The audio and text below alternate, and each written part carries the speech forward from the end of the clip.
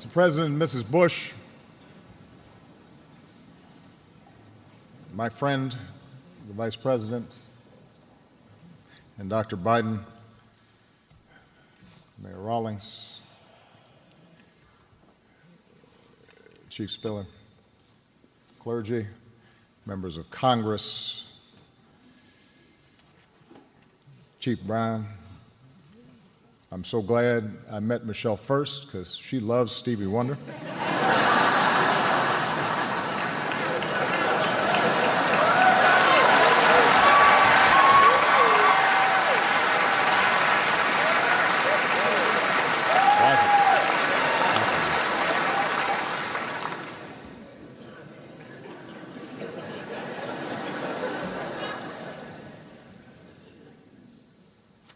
But most of all, to families and friends and colleagues and fellow officers. Scripture tells us that in our sufferings there is glory, because we know that suffering produces perseverance. Perseverance, character. And character, hope. Sometimes the truths of these words are hard to see. Right now, those words test us, because the people of Dallas, people across the country, are suffering. We're here to honor the memory and mourn the loss of 5 fellow Americans, to grieve with their loved ones, to support this community, to pray for the wounded, and to try and find some meaning amidst our sorrow. For the men and women who protect and serve the people of Dallas, last Thursday began like any other day. Like most Americans, each day you get up, probably have too quick a breakfast, kiss your family goodbye, and you head to work. But your work and the work of police officers across the country is like no other. For the moment you put on that uniform, you have answered a call that at any moment, even in the briefest interaction, may put your life in harm's way. Loren Aarons, he answered that call. So did his wife, Katrina. Not only because she was the spouse of a police officer, but because she's a detective on the force. They have 2 kids, and Loren took them fishing and used to proudly go to their school in uniform. And the night before he died, he bought dinner for a homeless man. And the next night, Katrina had to tell their children that their dad was gone. And they don't get it yet, their grandma said. They don't know what to do quite yet.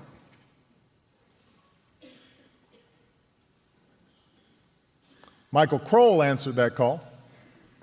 His mother said he knew the dangers of the job, but he never shied away from his duty. He came 1,000 miles from his home state of Michigan to be a cop in Dallas, telling his family, "This is something I wanted to do." And last year, he brought his girlfriend back to Detroit for Thanksgiving. and it was the last time he'd see his family.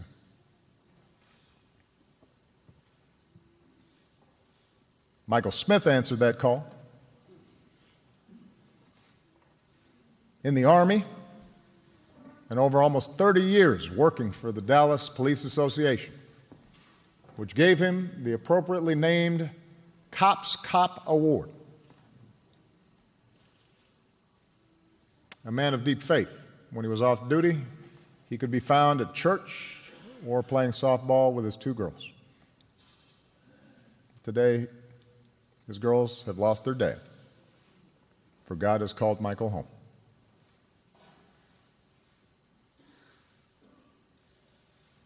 Patrick Zamarripa, he answered that call. Just 32, a former altar boy who served in the Navy and dreamed of being a cop. He liked to post videos of himself and his kids on social media.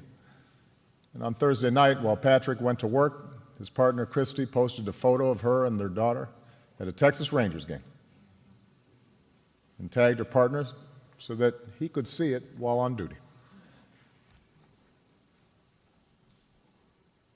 Brent Thompson answered that call. He served his country as a Marine. And years later, as a contractor, he spent time in some of the most dangerous parts of Iraq and Afghanistan. And then a few years ago, he settled down here in Dallas for a new life of service as a transit cop.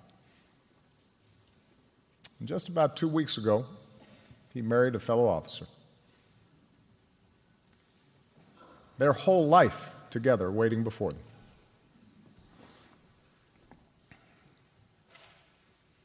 Like police officers across the country, these men and their families shared a commitment to something larger than themselves.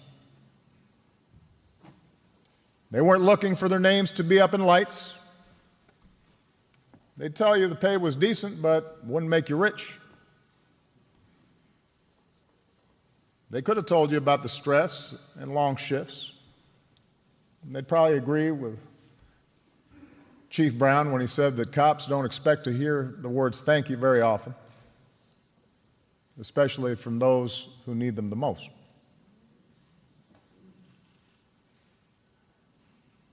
No, the reward comes in knowing that our entire way of life in America depends on the rule of law. That the maintenance of that law is a hard and daily labor.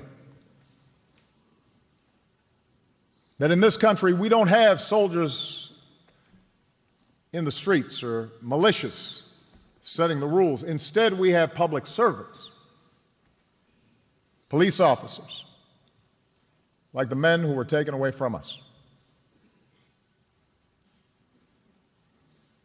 And that's what these 5 were doing last Thursday. When they were assigned to protect and keep orderly a peaceful protest in response to the killing of Alton Sterling of Baton Rouge and Philando Castile of Minnesota. They were upholding the constitutional rights of this country. For a while, the protests went on without incident. And despite the fact that police conduct was the subject of the protest, despite the fact that there must have been signs or slogans or chants with which they profoundly disagreed, these men and this department did their jobs like the professionals that they were. In fact, the police had been part of the protest planning. Dallas PD even posted photos on their Twitter feeds of their own officers standing among the protesters. 2 officers, black and white, smiled next to a man with a sign that read, "No justice, no peace."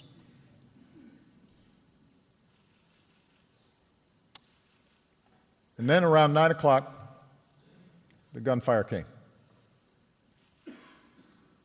Another community torn apart, more hearts broken, more questions about what caused and what might prevent another such tragedy.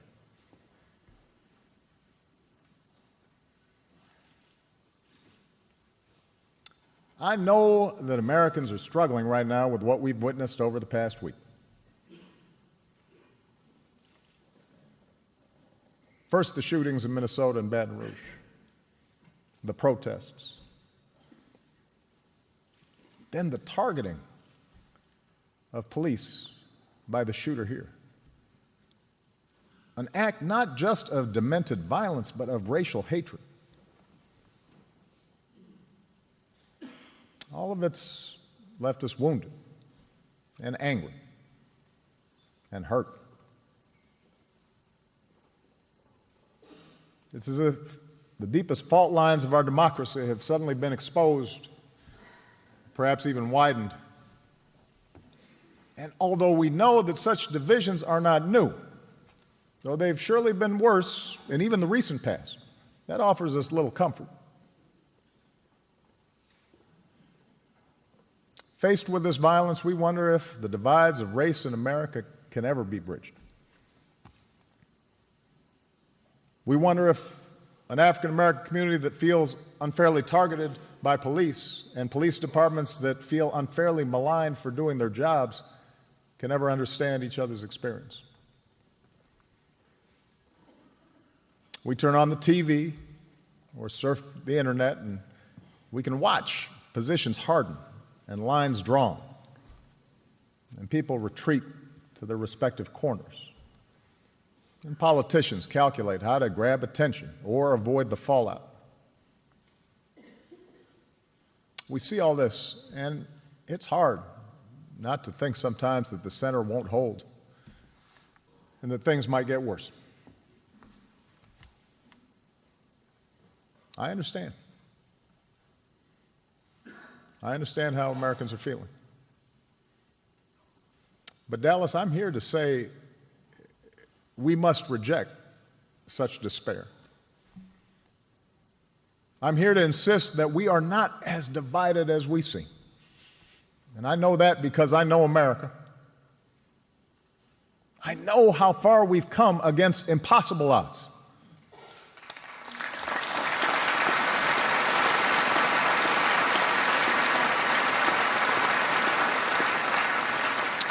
I know we'll make it because of what I've experienced in my own life, what I've seen of this country and its people, their goodness and decency as President of the United States. And I know it because of what we've seen here in Dallas, how all of you, out of great suffering, have shown us the meaning of perseverance and character and hope.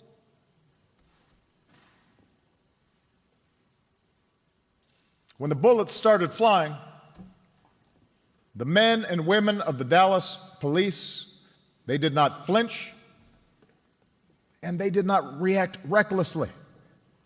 They showed incredible restraint. Helped in some cases by protesters, they evacuated the injured, isolated the shooter, saved more lives than we will ever know.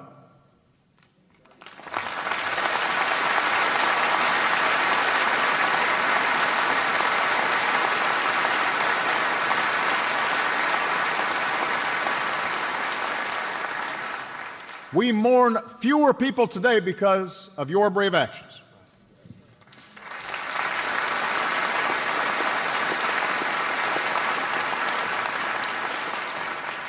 Everyone was helping each other, one witness said. It wasn't about black or white. Everyone was picking each other up and moving them away. See, that's the America I know. The police helped Shetamia Taylor as she was shot, trying to shield her 4 sons. She said she wanted her boys to join her to protest the incidents of black men being killed.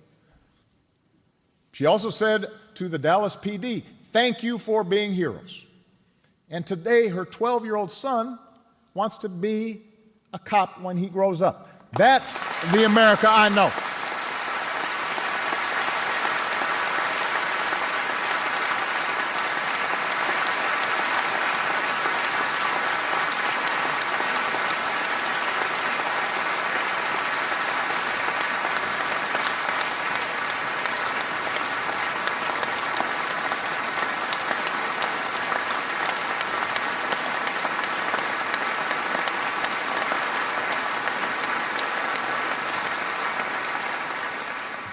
In the aftermath of the shooting, we've seen Mayor Rawlings and Chief Brown,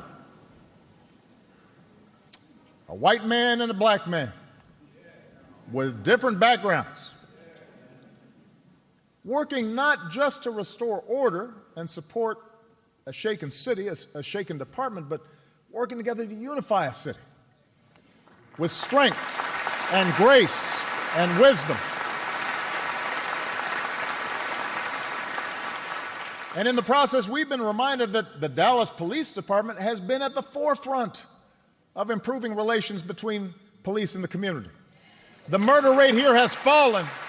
Complaints of excessive force have been cut by 64%. The Dallas Police Department has been doing it the right way.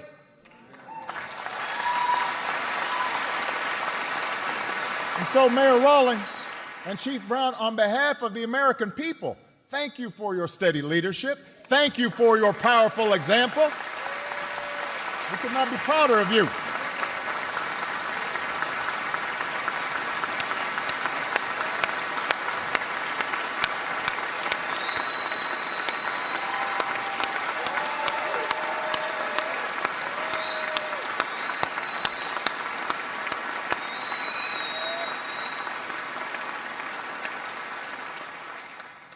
These men, this department, this is the America I know. And today in this audience, I see people who have protested on behalf of criminal justice reform, grieving alongside police officers. I see people who mourn for the 5 officers we lost, but also weep for the families of Alton Sterling and Philando Castile. In this audience, I see what's possible. I see what's possible when we recognize that we are one American family, all deserving of equal treatment, all deserving equal respect, all children of God. That's the America I know.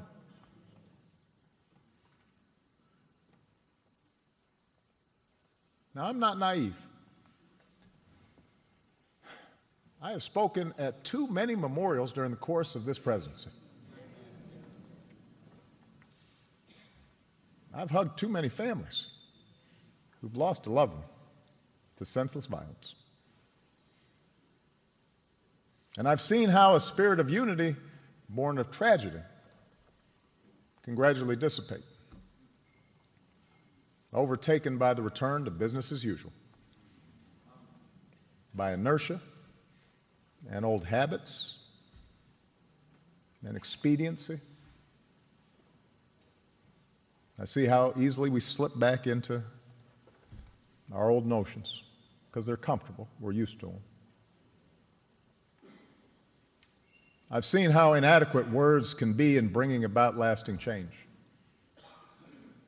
I've seen how inadequate my own words have been. And so I'm reminded of a passage in John's Gospel. Let us love not with words or speech, but with actions and in truth. If we're to sustain the unity we need to get through these difficult times, if we are to honor these 5 outstanding officers who we lost, then we will need to act on the truths that we know. And that's not easy. It makes us uncomfortable. But we're going to have to be honest with each other and ourselves. We know that the overwhelming majority of police officers do an incredibly hard and dangerous job fairly and professionally. They are deserving of our respect and not our scorn.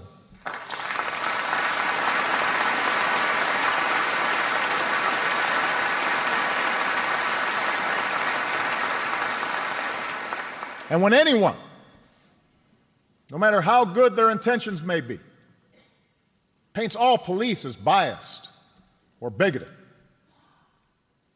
we undermine those officers we depend on for our safety. And as for those who use rhetoric suggesting harm to police, even if they don't act on it themselves, well, they not only make the jobs of police officers even more dangerous, but they do a disservice to the very cause of justice that they claim to promote.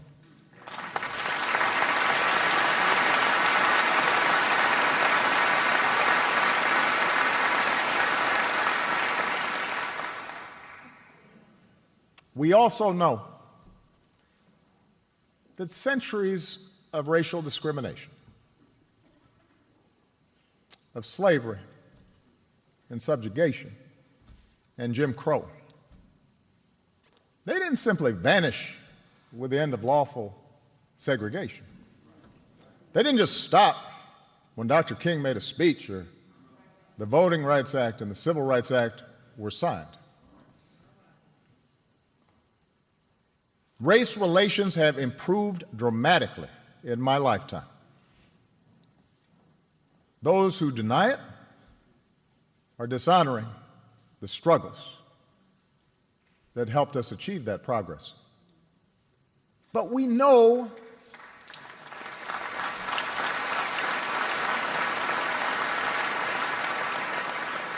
but America, we know that bias remains. We know it. Whether you are black or white or Hispanic or Asian or Native American or of Middle Eastern descent, we have all seen this bigotry in our own lives at some point. We've heard it at times in our own homes. If we're honest, perhaps we've heard prejudice in our own heads and felt it in our own hearts. We know that.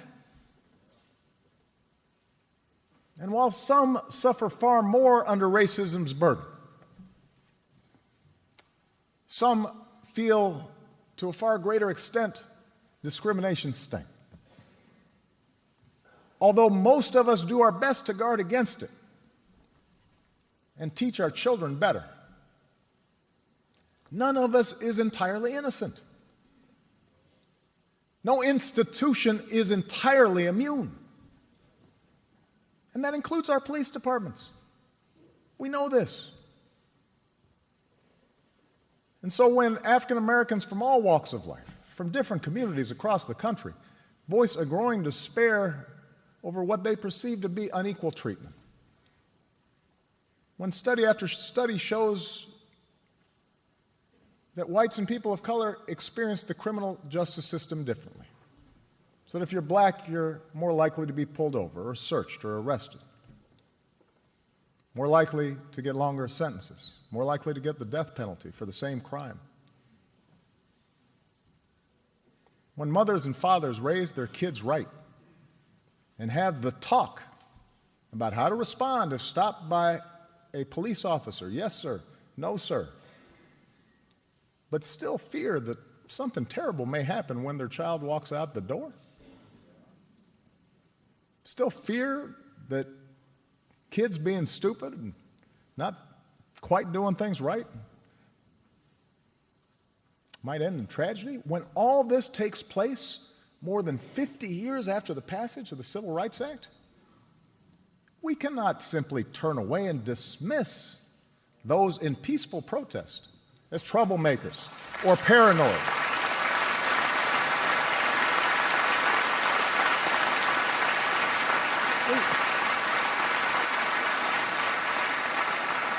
We can't simply dismiss it as a symptom of political correctness or reverse racism.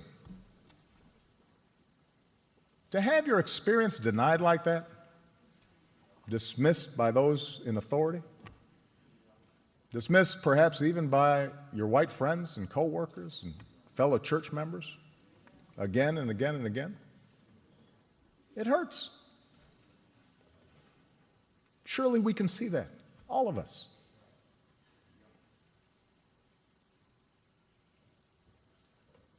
We also know what Chief Brown has said is true, that so much of the tensions between police departments and minority communities that they serve is because we ask the police to do too much and we ask too little of ourselves.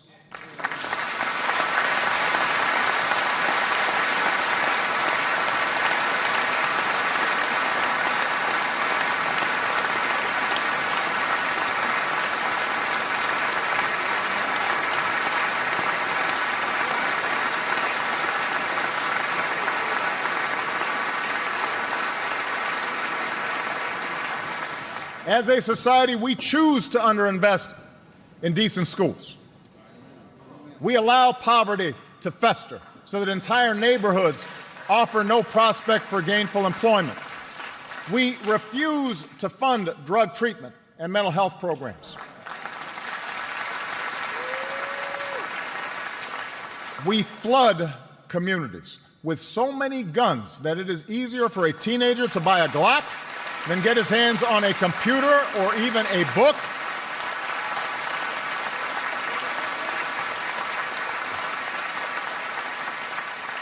And then we tell the police, you're a social worker, you're the parent, you're the teacher, you're the drug counselor. We tell them to keep those neighborhoods in check at all costs and do so without causing any political blowback or inconvenience. Don't make a mistake that might disturb our own peace of mind. And then we feign surprise when periodically the tensions boil over.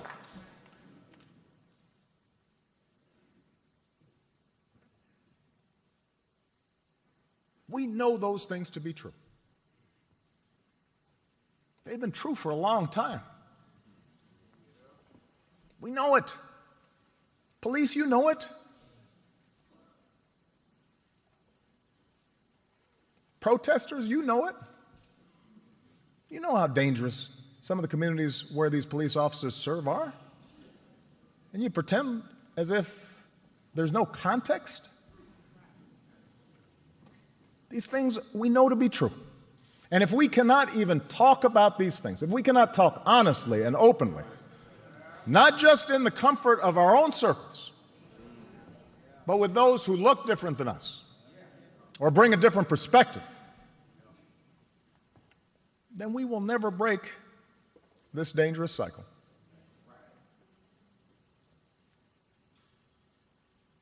In the end, it's not about finding policies that work. It's about forging consensus and fighting cynicism and finding the will to make change.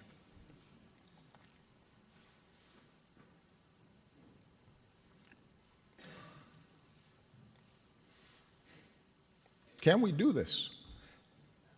Can we find the character as Americans to open our hearts to each other? Can we see in each other a common humanity and a shared dignity and recognize how our different experiences have shaped us? And it doesn't make anybody perfectly good or perfectly bad.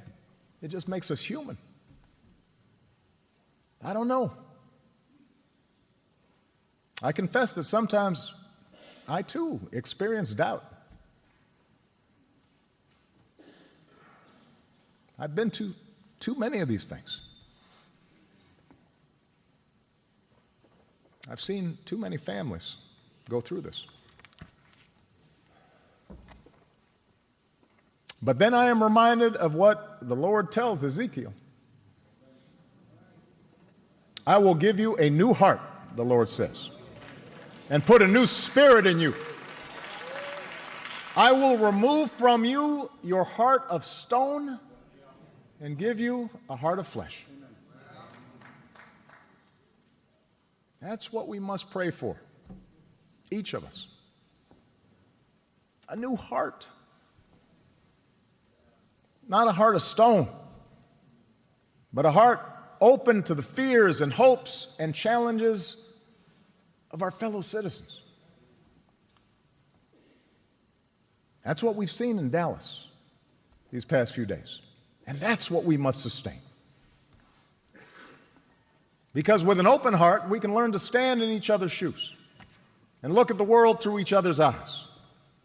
So that maybe the police officer sees his own son in that teenager with a hoodie who's kind of goofing off, but not dangerous. And maybe the teenager will see in the police officer the same words and values and authority of his parents.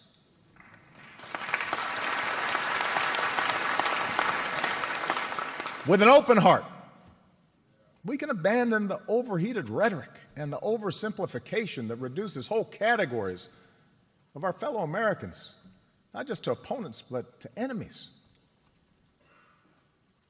With an open heart, those protesting for change will guard against reckless language going forward. Look at the model set by the 5 officers we mourn today.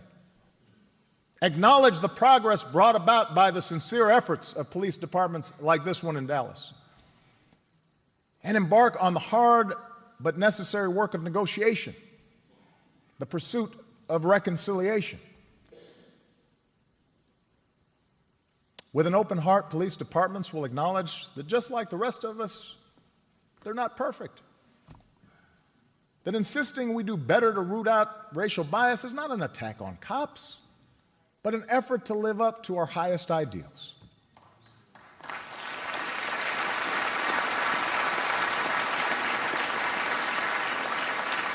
And I understand these protests, I see them, they can be messy. Sometimes they can be hijacked by an irresponsible few. Police can get hurt. Protesters can get hurt. They can be frustrated. But even those who dislike the phrase Black Lives Matter, surely we should be able to hear the pain of Alton Sterling's family. We should, when we hear a friend describe him by saying that whatever he cooked enough for everybody, that should sound familiar to us, that maybe he wasn't so different than us, so that we can, yes, insist that his life matters. Just as we should hear the students and co-workers describe their affection for Philando Castile as a gentle soul, Mr. Rogers with deadlocks, they called him, and know that his life mattered to a whole lot of people of all races, of all ages, and that we have to do what we can without putting officers' lives at risk, but do better to prevent another life like his from being lost. With an open heart, we can worry less about which side has been wronged and worry more about joining sides to do right.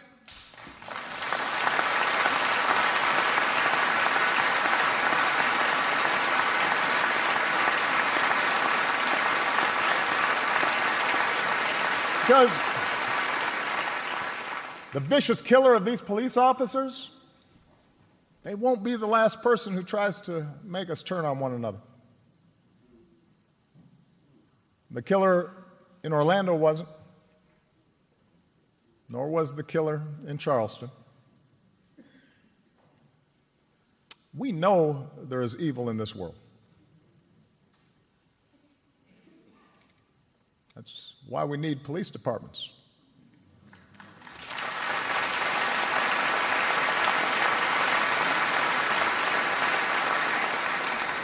But as Americans, we can decide that people like this killer will ultimately fail. They will not drive us apart. We can decide to come together and make our country reflect the good inside us, the hopes and simple dreams we share.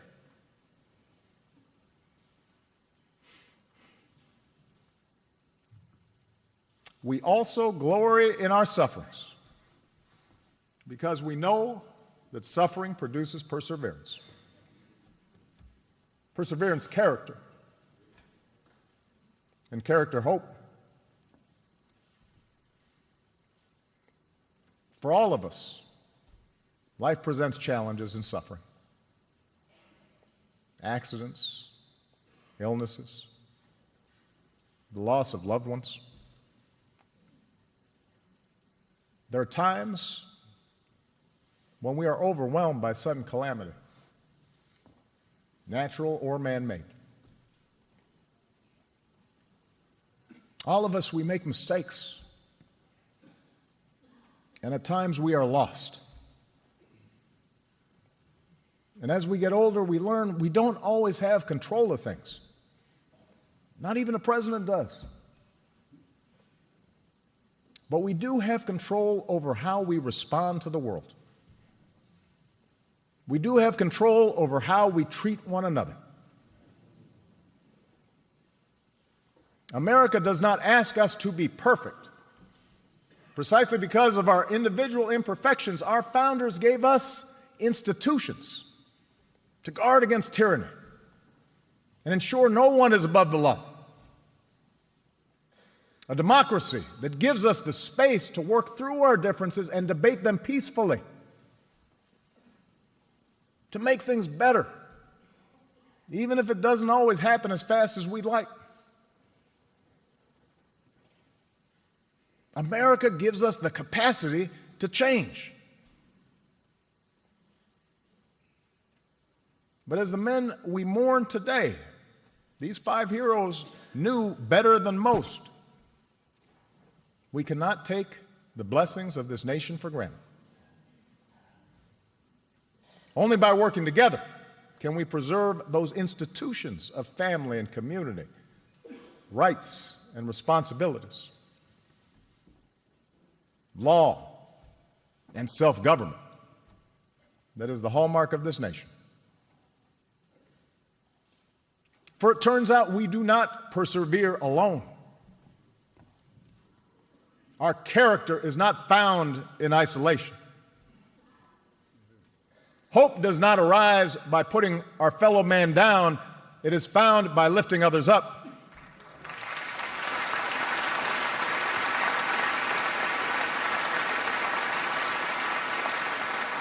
And that's what I take away from the lives of these outstanding men. The pain we feel may not soon pass, but my faith tells me that they did not die in vain. I believe our sorrow can make us a better country. I believe our righteous anger can be transformed into more justice and more peace. Weeping may endure for a night, but I'm convinced joy comes in the morning. We cannot match the sacrifices made by officers Zamarripa and Arens, Kroll, Smith, and Thompson. But surely we can try to match their sense of service.